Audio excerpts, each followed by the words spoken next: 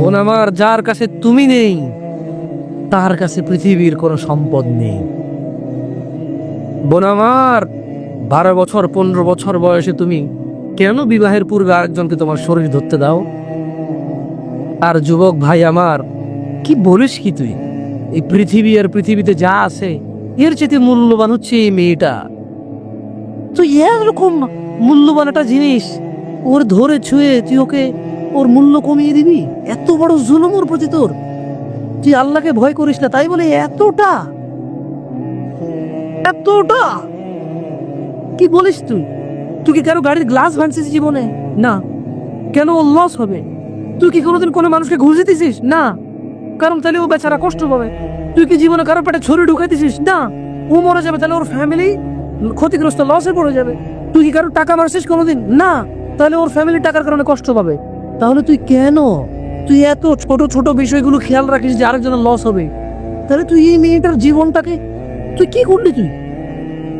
তুই পুরো পৃথিবী আর পৃথিবীতে যা আছে সবকিছু বিক্রি করলে যে সম্পদ হবে, সবকিছু অর্জন করলে যে অর্জন হবে, এর চেয়ে মূল্যবান তুই ওকে সতীত্ব থেকে বের করে নিয়ে আসলি?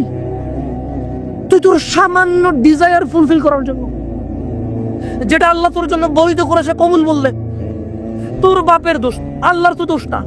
তোর বাপের দোষ, সমাজের তো দোষ না। তোর বাপ তোকে বিয়ে করে না ভাই আমার। তোর বাপ মনে করে তুই ছোট, 18 বছর বয়স তোর বাপ মনে করে তোর বাপ 16 বছর বয়সে হস্তমৈথুন করছে, তোর 22 বছর, তুই এখনো ছোট নুনু খাস, দুধু খাস। তোর বাপের অজ্ঞতা, ইসলামের দোষ দিবি কেন তুই? এটা তোর বাপ 13 বছর বয়সে চাস্তমন জ্যাক্তমন নিয়ে পালাই গেছে, এরপরে সবাই মিলে ধরে আনছে। এরপরে তোর বাপের তোর দাদারা বলছে কলিযুগ শেষ হয়ে গেছে। 20 বছর আগের কথা বলতেছি আর কি। তোর বাপ 14 বছর বয়সে লুকায় লুকায় খেরসিন ওই কি। আরে ভাই, আপনি শহরের ভাই, শহরের বয়স করতে গেছে, আর সব মানুষ শহরে গেলাম আমি দেখছি তো। ঢাকা শহর খালি হয়ে যায় কেন তাহলে ঈদে? আমারে বলেন না যে আমরা না ঢাকা শহরে থাকি, কিছু বুঝি না। হ্যাঁ, এবার বলবেন না আমাকে। আমি বাংলা পড়ি না, একটু পড়ি, এবার বলার দরকার নেই আমাকে। না, আমরা জানি আপনারা সব মানুষই গ্রামের, কারণ ঢাকা শহর ঈদ হলে সব খালি হয়ে যায়, কই যায় এরা? হ্যাঁ, তো তোর বাপ ওই যে কেউ বলে না যে সুপারি বাগান চেনেন না, ওই যে খেয়ারের চিন, এগুলো বোঝেন না বলেন না আমার। যে জামশেদ ভাই যে কন্টেক্সটে কথা বলার বুঝে আসে না। হ্যাঁ, একটু শিখলে তো ও বলার দরকার নেই, কেমন? আমি জানি আপনি বোঝেন না, বোঝার ভান করার দরকার না। আচ্ছা, তো তোর বাপে 14 বছর বয়সে এই আশবাগানে যায় জানা লিপ্ত ছিল, তোর বয়স 25, এখনো ছেলেটা বড় হয়নি। তো দোষ ইসলামের এখানে? তোর বাপের, তোর জান্নাতের প্রতি পরোয়া নেই, তোর টাকার প্রতি পরোয়া আছে। তোর বাপ তোর জান্নাত সেভ করতে চায় না, তোকে নাকি ভালোবাসে। তোর বাপ তোর ইজ্জতের পরোয়া করে না, তোকে নাকি ভালোবাসে। তুই নাকি ভালো মানুষ, পৃথিবী আর পৃথিবীর সবচেয়ে সম্পদশালী জিনিসটাকে শুধু একটা এই মুখে মুখে চুমু দিয়ে একটা ওই যে এভাবে ছবি তুলেছি। হ্যাঁ, এভাবে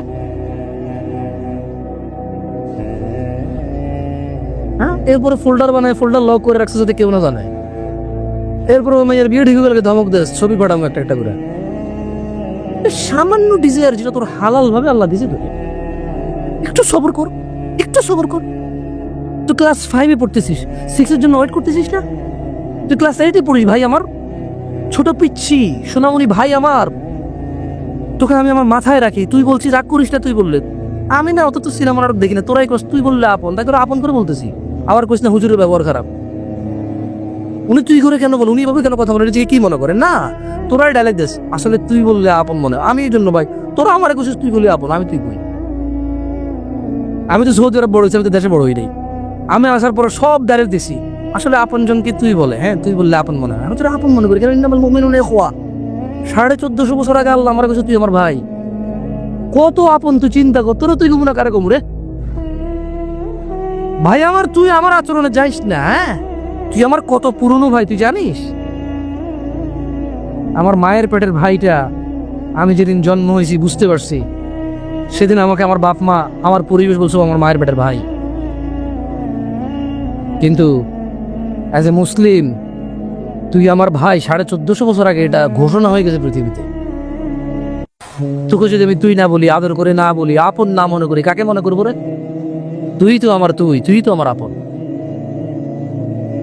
এমন করিস না ভাই আমার। তোর বয়স সবে সবে 14 বছর। একটু অপেক্ষা কর, একটু অপেক্ষা কর।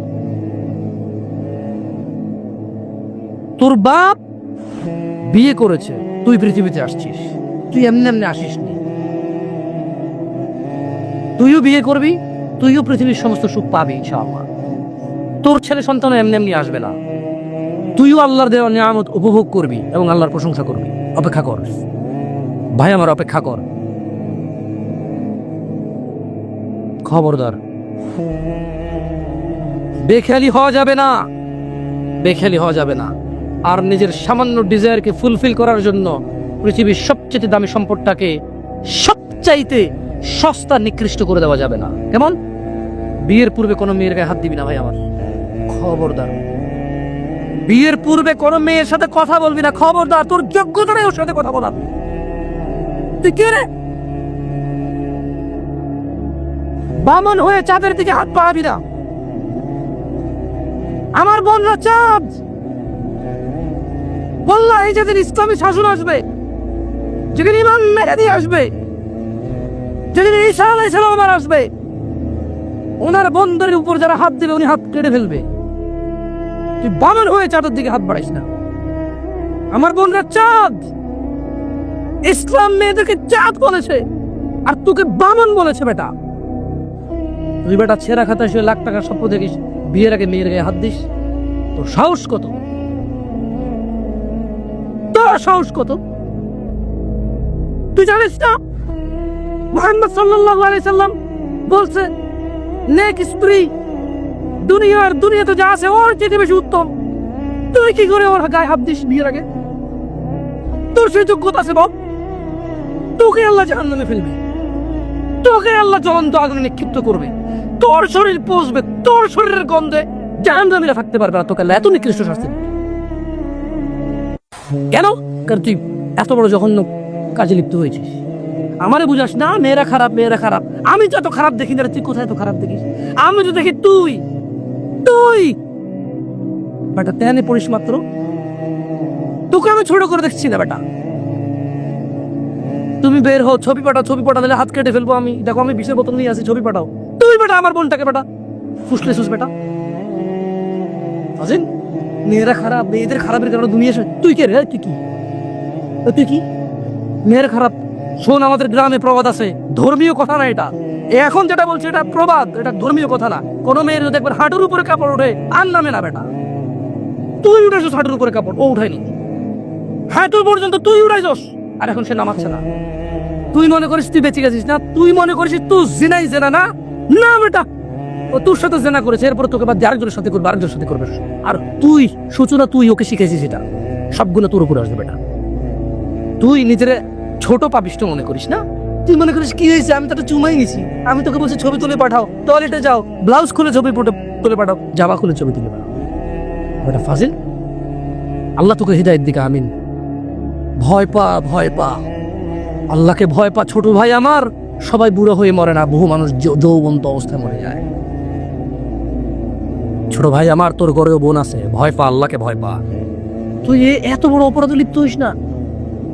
তুই মেয়েদের হাঁটু পর্যন্ত কাপড় তুলিস না, খবরদার, খবরদার, তুই এটা করিস না। তো মানুষ তো বেশি নাই, তারপর আলহামদুলিল্লাহ সবাইকে কবুল করুন।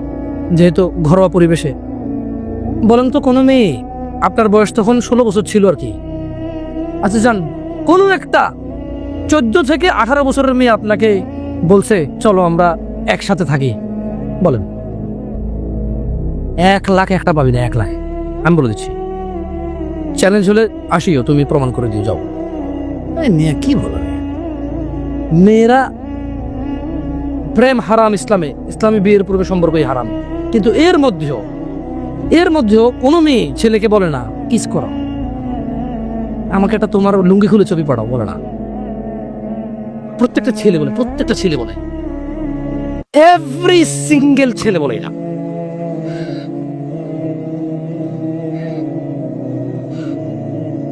কিস ও আচ্ছা আচ্ছা আচ্ছা, ঠিক আছে, বন্ধ করো। জানা না, মানুষের কষ্ট দিন না, মানুষকে কষ্ট দিন না, জানা বন্ধ করে দেন। আপনার সাউন্ডটা আরো একটু করেন, কেমন? মানুষজন যাতে কষ্ট না পায়, কেমন? কারণ সবাই বাধ্য না, সবাই বাধ্য না তো। না না ঠিক আছে, না না জানালাগুলো বন্ধ করে দেন, মানুষ যাতে কষ্ট না পায়, কারণ সবাই তো বাধ্য না। আর সাউন্ড সিস্টেমটাকে আর কি করবেন, মানে এরপরের হালাকা নিচে আপনি মাইক লাগাবেন, মাইকের সাউন্ড লিমিট করবেন। আপনারা দেখেন এটা তো টেকনোলজিক্যাল ব্যাপার, রাইট? আমি আপনাদেরকে অনুরোধ করবো, এরপরে আরও অনেকেই আসবে, রাইট? প্রতি মাসেই হয়তো আসে। আপনাদের যেখানে যেখানে যারা যারা বসে সংশ্লিষ্ট ওই এরিয়াতে যাতে সাউন্ডটা সীমাবদ্ধ থাকে।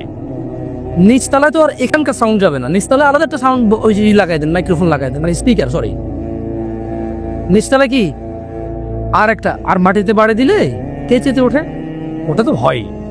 যাই হোক, তো তোমরা এই অন্যায়টা করবা না। আর যদি তোমাদের মনে হয় যে না, তোমাদেরকে কোনো 16 বছরের 17 বছরের যুবতী মেয়ে বলছে যে মানে আজে বাজে অফার করছে, আমাকে বলিও। আমার ফেসবুক আইডি তো জানাই আছে না, আমাকে বলে ভাই ভাই ভাই এক আজব ঘটনা ঘটে গেছে ভাই, 16 বছরের মেয়ে আমাকে বলতেছে আজে বাজে কথা। না, মনে রাখবা তোমরা যারা মেয়েদেরকে এত বিচ্ছিরিভাবে ফেসবুকে কমেন্টস করো, না খারাপকে খারাপ বলবে এটা আমি জানি, খারাপকে খারাপ বলতে হয়, কিন্তু তুমি মনে রাখবা তোমার মতো আমার মতো কোনো ছেলে দায়ী এটাতে। কারণ আমার মনে হয় না কেউ প্রুফ করতে পারবে যে কোনো বিবাহ হয় নাই এমন মহিলা ছেলেদেরকে আজে বাজে প্রস্তাব দিবে, আমার মনে হয় না। হ্যাঁ, বিবাহের পূর্বে দিতে পারে কারা, যাদেরকে 12 বছর 13 বছর থাকা অবস্থায় তাদেরকে তাদের বয়ফ্রেন্ডরা আজে বাজে পথে নিয়ে চলে গেছে, সেটা ডিফারেন্ট ইস্যু হতে পারে। বাট নর্মালি যে কোনো ছেলে যে কোনো মেয়ের সাথে পরিচয় হলেই কিন্তু আজে বাজে প্রস্তাব দেওয়া শুরু করে। আল্লাহ আমাদেরকে বোঝার তৌফিক দান করুন। আর যুবক ভাইরা আমার, মনের দাসত্ব করা যাবে না। আল্লাহ সুবহানাহু ওয়া তাআলা কোরআনুল কারীমে বলছেন, ওয়ামা উবাররিউ নাফসি, সূরা মানে ইউসুফ আলাইহিস সালামের এই ঘটনাটা আমাদের জন্য খুবই প্রয়োজনীয়। কেন? এখানে আল্লাহ সুবহানাহু ওয়া তাআলা সূরা ইউসুফের মধ্যে ইউসুফ আলাইহিস সালামের একটা তথ্য তুলে দিয়েছেন আমাদেরকে। কি? ওয়ামা উবাররিউ নাফসি, ইউসুফ আলাইহিস সালাম বললেন আর আমি নিজেকে নির্দোষ মনে করি না। ইউসুফ আলাইহিস সালাম কি বললেন? কি বলছে? ওয়ামা উবাররিউ নাফসি, আর আমি নিজেকে নির্দোষ মনে করি না। ইন্নান নাফসা লাআম্মারাতুন বিসসুই ইল্লা মা রাহিমা রাব্বি ইন্না রাব্বি গফুরুর রহিম। তিনি বলছেন যে আমি ইউসুফ আলাইহিস সালাম নিজেকে নির্দোষ মনে করি না, কেননা নিশ্চয় মানুষের নফস খারাপ কাজের নির্দেশ দিয়েই থাকে। তিনি কেন নিজেকে নির্দোষ মনে করে না? তিনি বলছে কারণ মানুষের যে নফস, যে সেলফ আছে, এটা খারাপ কাজের নির্দেশ দিতেই থাকে, কিন্তু সে নয় ইল্লা মা রাহিমা রাব্বি, কিন্তু সে নয় যাকে আমার রব দয়া করেন। তার মানে এই পৃথিবীতে ইউসুফ আলাইহিস সালাম বলতে চাচ্ছেন যে আমি নিজেকে নির্দোষ মনে করি না, তবে ওই লোকটা যাকে আমার রব দয়া করছে, নিশ্চয়ই আমার রব অতীব ক্ষমাশীল।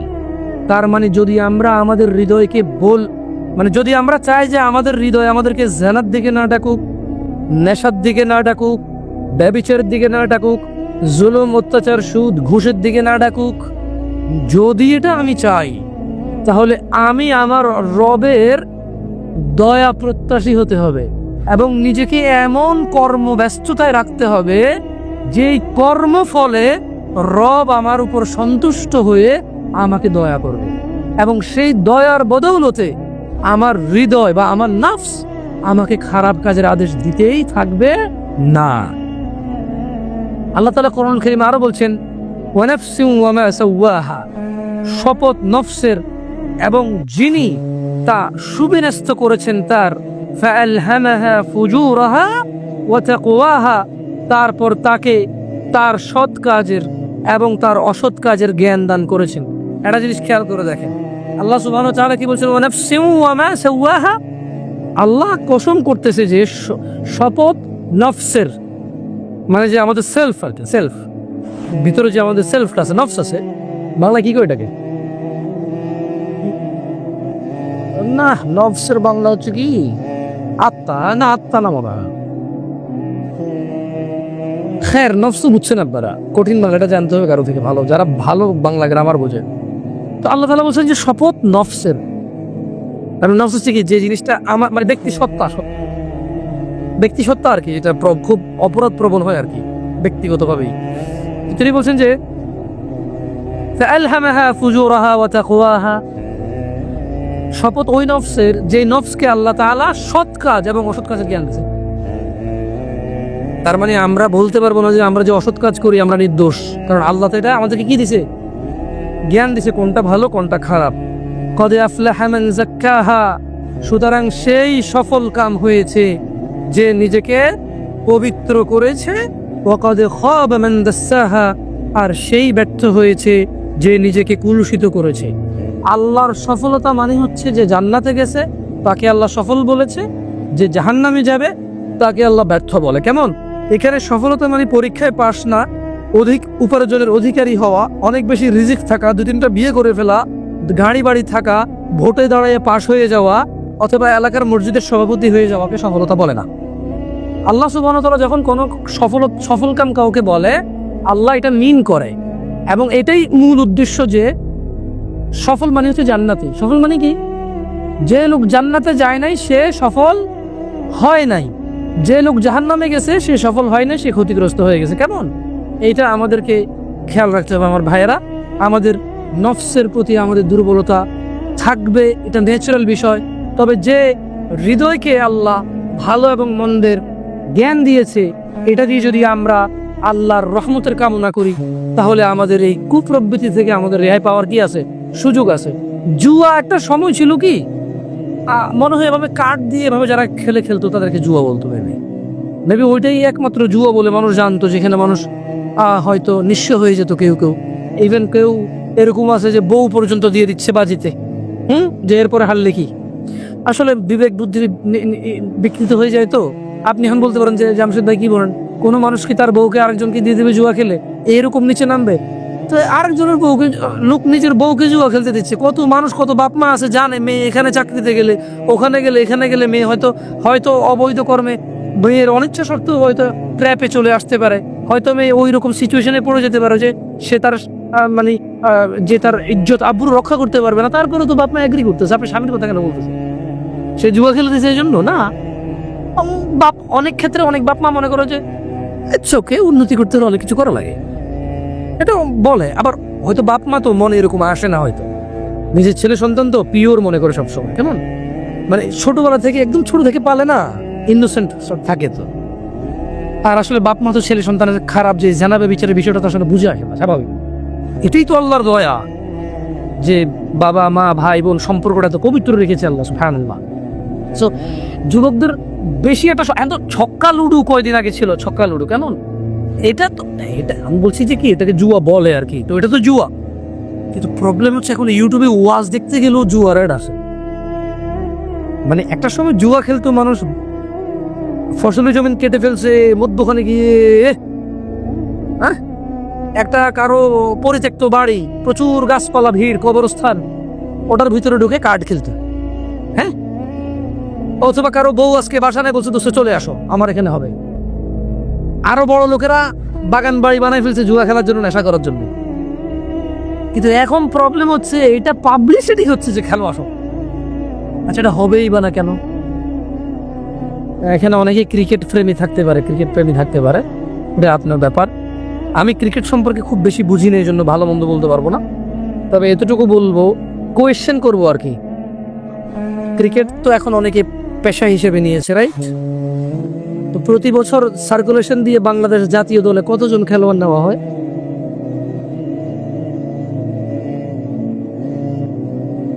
100 মনে হয় না। 100 খেলোয়াড় তো নিয়োগ হয় না। 16 কোটি মানুষ কিন্তু উদ্বুদ্ধ হয়ে খেলাতে। অমুকে গাড়ি করে ফেলছে ক্রিকেট খেলে, তমুকে বাড়ি করে ফেলছে ক্রিকেট খেলে, অমুককে সারা দেশে চিনে গেছে, অমুক সেলিব্রিটি হয়ে গেছে, রাইট? একটা দেশের যারা দেশের অর্থনীতি নিয়ে কাজ করে, আমি জানি না ওনারা কি চিন্তা করে আল্লাহু আলাম, হয়তো তাদের চিন্তা আরো বেটার, হয়তো আমার অল্প জ্ঞানে বুঝে আসে না আর কি, তাই আমি ওনাদের দোষ ধরবো না। তবে আমার অবুঝ মনে প্রশ্ন জাগে, 50 জন মানুষ নিয়োগ হয় না একটা চাকরিতে।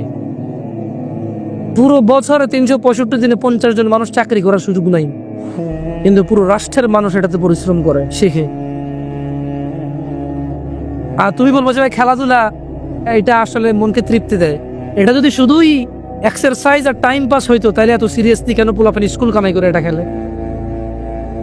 যদি এটা শুধুই টাইম পাস আর এনজয় হইতো তাহলে আরো এই যে বাজিটা যেগুলো কেন হবে? আর নতুন করে তো এগুলো দেখি হাতের মধ্যে রবার নেয় দুই বন্ধু, বুকের মধ্যে বাঁশি ঢুকাই দেয়, এইভাবে রবার টান দিয়ে আমার বাঁশি বাজতে হেরে গেছে। দেখছো ওটাও খেলা, কিন্তু তো খেলা তো বহু। আমরা ক্রিকেট খেলাকে যখন আমরা অত প্রমোট করি না, বা ক্রিকেট না যত খেলা যেটা 10-12 জনে খেলে এদের এক্সারসাইজ হয়, বাকিরা শুধু ঘন্টার পর ঘন্টা ওয়েস্ট হচ্ছে। এটাই আমি ক্রিকেট বলবো না এবার, কারণ আমার দরকার নেই নাম নেওয়ার। আসলে খেলা অনেক রকম হইতে পারে। মানে আমরা যখন এই জিনিসগুলোকে আমি বলবো যে যখন মানে এটাকে যখন আমরা প্রমোট করি না, অনেকে ভুল বোঝে যে আমরা সেকেলে মানুষ বুঝি না, ওরা একটু টাইম পাস করে না। এটা শুধু টাইম পাস হলে এরকম বলতাম না। আমাদের আপত্তি লাগে কোন জায়গাগুলোতে, যখন 11 জন বা 20 জন 22 জনে খেলে, 11 কোটি 20 কোটি মানুষ পুরো পৃথিবীতে যখন ইন্টারন্যাশনাল ভাবে হয়, তখন বিলিয়ন্স মানুষ যখন বসে বসে এটা 1 ঘন্টা দেখলে 1 বিলিয়ন ঘন্টা, 24 ঘন্টায় একদিন অফিসিয়াল ডিউটি মানুষের 8 ঘন্টা, তাহলে কত লক্ষ কোটি শ্রমবাজার নষ্ট হয়েছে। 8 জন মানুষ যদি 1 ঘন্টা দেখে, একজন মানুষ একদিন কাজ করলে যা উপার্জন করে রাষ্ট্র সমৃদ্ধ তত নষ্ট হয়েছে। এখন বলবো তাহলে কি লাইফে কি কোনো এনজয় থাকবে না? আরে না, খেলা বহু আছে যেটা শরীরের এক্সারসাইজ হয়, এবং যারা খেলে তারা নিজের খেলা নিয়েই ভাই ব্যাটিং আমার, ভাই বোলিং আমার, এরকম লাগে যায় না, ওটা দেখো খেলা। বাকিরা তো কিছুই কোনো অ্যাক্টিভিটি নেই ওদের, ওর খেলা হইলো কেমনি? এটা খেলা দেখাও খেলা নাকি? আল্লাহ আমাদেরকে বুঝে তৌফিক দান করুন। দেখুন জুয়া, মানে আপনি যে আগামী 2030-35 সালের মধ্যে যাদের বয়স 25-30 হতে পারে, আল্লাহু আলাম, কঠিন হয়ে যাবে জুয়া যে হারাম এটা বোঝাবে। 1 নাম্বার কঠিন হবে এটা। 2, কোন রকম যদি বুঝাইতে কোরআনের আয়াত দিয়ে যে জুয়া হারাম, তাহলে ও যে ব্যাটিং করতেছে, বেট করতেছে, বাজি ধরতেছে, ওইটা যে জুয়া, এটা আপনি বুঝাইতে পারেন? আপনি কি আজকের যুগে কাউকে বুঝাইতে পারেন ব্যাংকের চাকরি সুদ হারাম? বলেন না, আপনি কোন ভাই, কে আপনি? ভাই আসেন আমার সামনে আসেন, যে আপনি মহান, আপনি বুঝাই দিচ্ছেন একজন কাউকে যে এটা হারাম আর সে ছেড়ে দিছে। হাতে গোনা ইল্লা মাশাআল্লাহ। আজকের দিনে সুদী ব্যাংকে উপার্জনকে যেমনটা হারাম প্রমাণ করা সো টাফ হয়ে গেছে, 2030-35 সাল যেভাবে চলতেছে, যদি এভাবে চলে, যেভাবে ইউটিউবে অ্যাডভার্টাইজ আসতেছে, তো মনিটাইজেশন করে যে অ্যাড দিচ্ছে গভর্নমেন্ট, মানে যারা অ্যাডে টাকা কামাচ্ছে, ওই বেটা অ্যাড ওখান থেকে টাকা পাওয়ার জন্য বা অ্যাড দেওয়ার জন্য তার নাম, ঠিকানা, আইডি, বিজনেস ট্রেড লাইসেন্স এগুলো না দিলে তো অ্যাড দেওয়ার অথরিটি পায় না সে ফেসবুকে বা ইউটিউবে। আপনি মনে করেন যে আপনি একটা কোম্পানি চালান, এটা আপনি অ্যাড দিবেন ফেসবুক ইউটিউবে, তো যাদের থেকে আপনি ডলার নিয়ে অ্যাড দিবেন তাদেরকে আপনার নাম, আইডি কার্ড, আপনার ঠিকানা, আপনার ট্রেড লাইসেন্স, ট্রেডমার্ক, আপনার গভর্নমেন্টের অমুক অনুমতি, গভর্নমেন্ট থেকে তমুক অনুমতি, এসব আছে কিনা সব জমা দিবেন, তারপরে সে আপনাকে অ্যাকাউন্ট দিবে, অ্যাকাউন্ট থেকে আপনি অ্যাড চালাবেন। তো যে জুয়ার যে ব্যাটিং এর অ্যাড গুলো হয়, হ্যাঁ টেকনোলজি যেহেতু অনেক উন্নত, গভর্নমেন্ট এক এক দেশের এক এক রকম পাওয়ার রাখে, দেখা যাচ্ছে অনেকে বিদেশ থেকে এগুলো ছাড়ে আসে। হ্যাঁ, তখন তো আর আসলে বাংলাদেশ সরকারের কিছু করার থাকে না, থাকে।